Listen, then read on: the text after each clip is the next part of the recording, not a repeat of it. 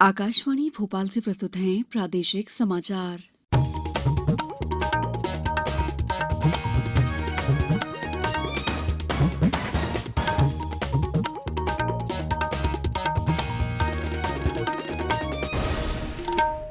नमस्कार, समाचारों के साथ मैं दीपा सिंह।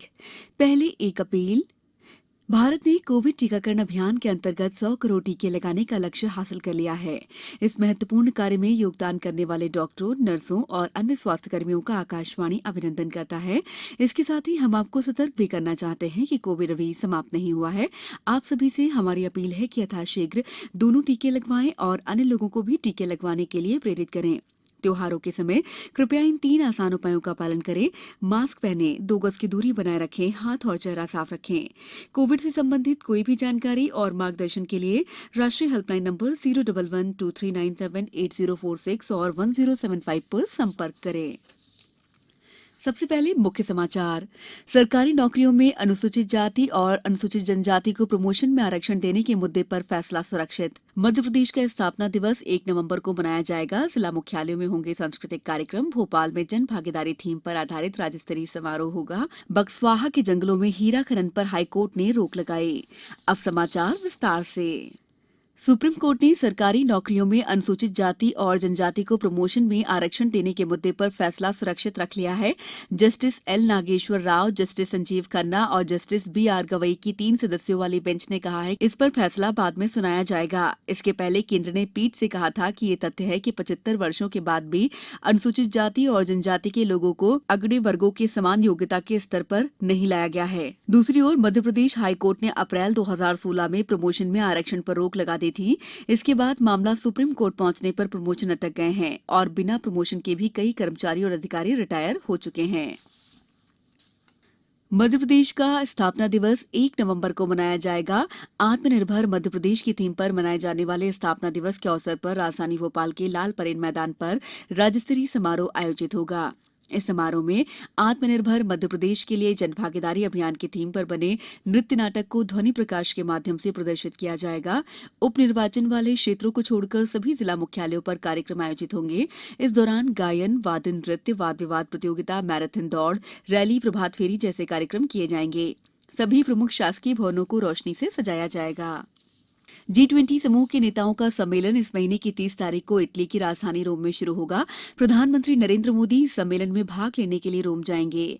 G20 एक अंतर्राष्ट्रीय मंच है जो विश्व की प्रमुख अर्थव्यवस्थाओं को एक साथ लाता है और अन्य देशों तथा अंतर्राष्ट्रीय संगठनों की भागीदारी बढ़ाता है।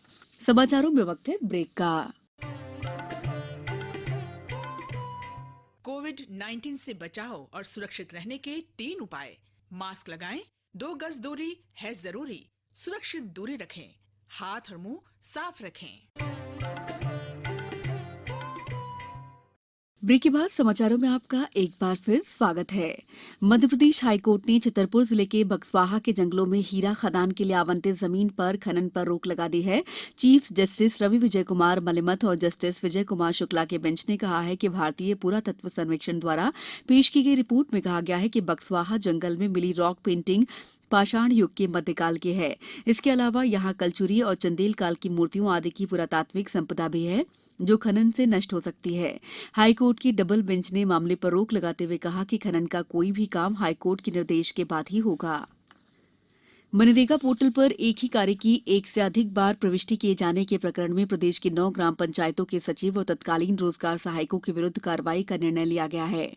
मध्य प्रदेश राज्य रोजगार गारंटी परिषद आयुक्त सुश्री सूफिया फारूकी वली ने बताया कि गुना जिले की जनपद पंचायत चचौड़ा की 9 ग्राम पंचायतों के सचिव और ग्राम रोजगार सहायकों के विरुद्ध ग्वालियर संभाग के मनरेगा लोकपाल वीएस कुशवाहा द्वारा कार्रवाई किए जाने का निर्णय लिया गया है। इन 9 पदाधिकारियों में से 3 की सेवाएं पूर्व में ही समाप्त की जा चुकी हैं। शेष पर कार्रवाई प्रचलन में है। देश भर में कल से सतर्कता जागरूकता सप्ताह शुरू हुआ। इस दौरान भ्रष्टाचार से लड़ने के लिए शपथ सहित विभिन्न कार्यक्रम हो रहे हैं। राष्ट्रपति रामनाथ कोविंद ने प्रसन्नता जताई है कि भारत के पास राष्ट्रीय अखंडता और नैतिकता की लंबी और बहुत पुरानी संपदा है। सतर्कता जागरूकता सप्ताह पर एक संदेश में श्री कोविंद ने कहा कि इन आदर्शों को बनाए रखना सभी नागरिकों की जिम्मेदारी है। श्री कोविंद ने कहा कि सभी नागरिकों का कर्तव्य है कि वे सतर्क रहें और जीवन के हर क्षेत्र में भ्रष्टाचार को मिटाने के लिए काम करें। देश की खेल और युवा कल्याण मंत्री यशोधरा राजे सिंधिया ने कहा है कि राष्ट्रीय और अंतर्राष्ट्रीय स्तर पर प्रदेश का नाम रोशन करने वाले खिलाड़ियों को प्रदेश में ही सम्मानजनक नौकरी दिलाने के लिए विभागों की भर्ती नीति में प्रावधान किए जाएंगे, जिससे प्रदेश के खिलाड़ियों को प्रोत्साहन मिले और खेलों के प्रति लोगों का रुझान भी बढ़े। वे राजमाता विजयाराजे सिंधिया खेल परिसर के सभा कक्ष में कल खेल गतिविधियों और सुविधाओं की समीक्षा कर रही थीं। उन्होंने कहा कि रेलवे और अन्य राज्यों की भर्ती नीति की तर्ज पर उत्कृष्ट खिलाड़ियों को सरकारी नौकरी दिलाने के लिए प्रस्ताव तैयार किए जाएं।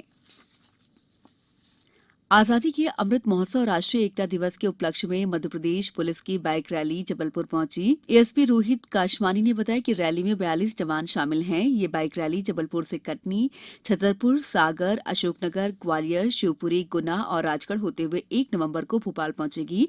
वहां शौर्य स्मारक में रैली का समापन होगा। अब कुछ समाचार संक्षेप में। मध्यप्रदेश गृह निर्माण मंडल ने अपने कर्मचारियों के महंगाई भत्ते में 8% की बढ़ोतरी की है। सैनिक कल्याण संचालनालय भोपाल ने भोपाल कैंसर अस्पताल में कल रक्तदान शिविर आयोजित किया है। अशोकनगर में अमर शहीद पत्रकार गणेश शंकर विद्यार्थी की 131वीं जयंती मनाई गई। गुना में आज जिला स्तरीय रोजगार मेला लगाया जा रहा है। दिवाली के दूसरे दिन 5 नवंबर को भोपाल जिले में स्थानीय अवकाश घोषित किया गया है। प्रदेश की 3 विधानसभा और 1 लोकसभा सीट के लिए उपचुनाव में चुनाव प्रचार आज शाम थम जाएगा। अंत में मुख्य समाचार एक बार फिर। सरकारी नौकरी में अनुसूचित जाति और अनुसूचित जनजाति को प्रमोशन में आरक्षण देने के मुद्दे पर फैसला सुरक्षित। मध्य प्रदेश का स्थापना दिवस 1 नवंबर को मनाया जाएगा। जिला मुख्यालयों में होंगे सांस्कृतिक कार्यक्रम। भोपाल में जन भागीदारी थीम पर आधारित राज्य स्तरीय समारोह होगा और बक्सवाहा के जंगलों में हीरा खनन पर हाईकोर्ट ने रोक लगाई। इस बुलेटिन में इतना ही। अंत में एक अपील, मास्क और 2 गज की दूरी, हाथ धोना भी है जरूरी। नमस्कार।